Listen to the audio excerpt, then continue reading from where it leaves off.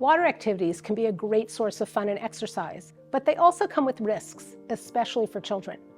Drowning can happen in as little as 20 seconds, even in shallow water that is only 2.5 centimeters deep. Hi, I'm Dr. Beth, and I'm a pediatrician at SickKids. Most drowning incidents happen close to home, in backyard pools, inflatable pools, and bathtubs. You also need to be careful when children are around natural bodies of water, drainage sites, and even toilets. Make sure that you empty things such as bathtubs, buckets, pails, and toddler pools when you are finished using them. Drowning is often silent. That is why it's important to always watch children when they are near water. Rely on your eyes, not your ears.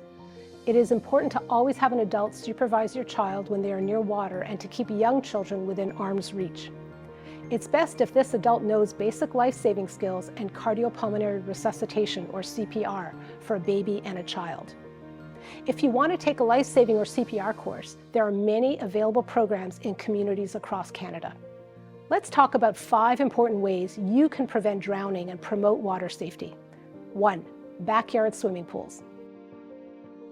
Owning a backyard swimming pool can be fun, but it comes with responsibilities. To make sure everyone stays safe, follow your local bylaws and requirements regarding fencing and locked enclosures.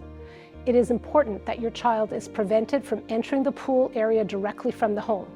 A fence standing at least 1.2 meters or 4 feet tall should enclose the pool on all sides. To access the pool area, there should be a self-latching gate that is out of your child's reach. If you do have a door that leads directly from the home into the pool area, it should close by itself and have a lock that your child cannot reach and open.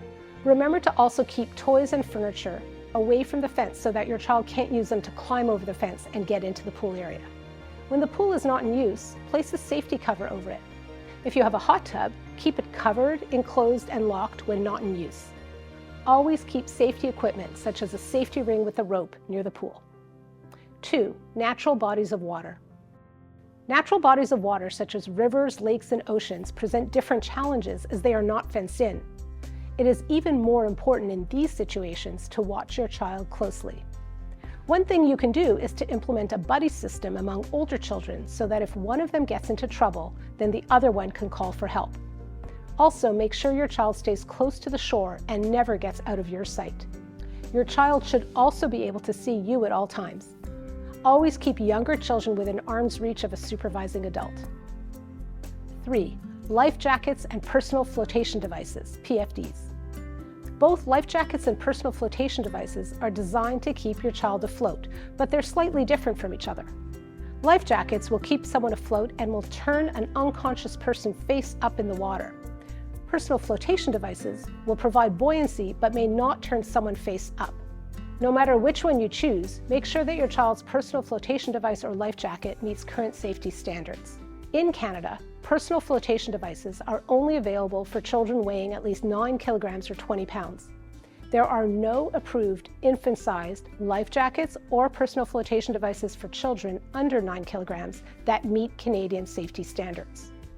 Your child's life jacket or personal flotation device should meet current safety standards, be chosen according to your child's size and weight, be properly fitted, have a large collar to keep their head up in the water, have a handle on the collar to lift them, have a safety strap so the personal flotation device does not slide up over their head, be equipped with a whistle, have reflective tape or be a bright color, have no rips or damage.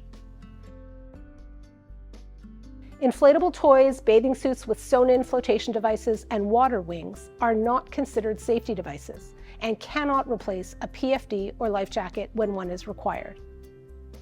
4. Boating safety. When boating, there must be a life jacket or personal flotation device for each person on board, and it must be the correct size, fit properly, and be in good condition. Be careful when entering and exiting the boat, and try not to rock the boat.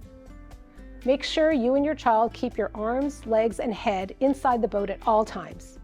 You should be able to see your child at all times while they're in the boat to make sure they do not fall into the water. And remember, if you are sleeping on a boat, make sure your child cannot get outside unsupervised. 5. Bath time safety. Bath time safety should not be overlooked. Young children can drown in water that is only a few centimeters deep. Once your child is in the tub, do not turn your back on them or allow another child to supervise them, even for a moment. If you use a bath seat or ring to secure your child to free up your hands while bathing them, then remember that these items are not safety devices. Never leave your child unattended while they are placed in one of these items.